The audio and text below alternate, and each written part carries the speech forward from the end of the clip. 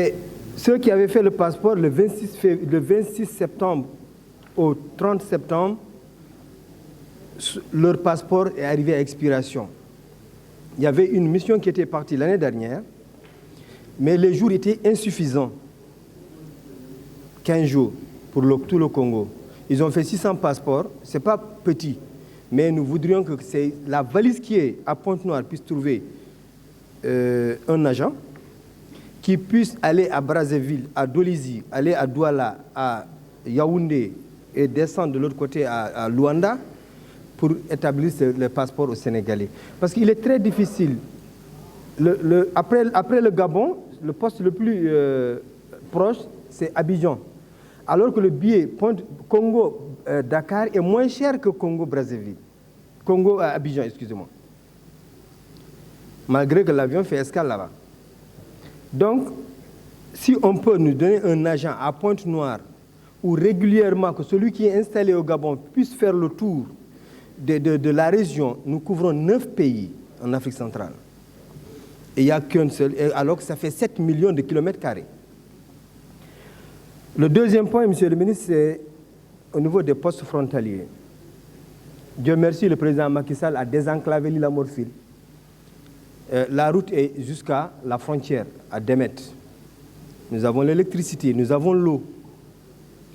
Mais nous n'avons que 2 agents par quinzaine et qui repartent à Podor.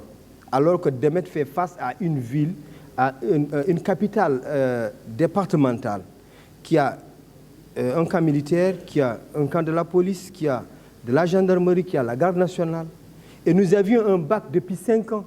Et ce bac est pourri parce que ça n'a pas été utilisé. On avait dit quand le bac va participer à la traversée.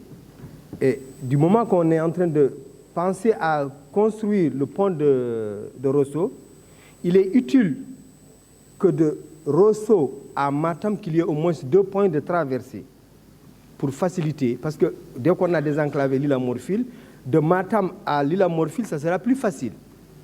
Pour les camions qui quittent le Mali et traversant allant en Mauritanie, au lieu d'aller jusqu'à Rosso, peuvent directement passer par Kaskas ou Djoudé Diabé et aller à Demet et traverser la frontière.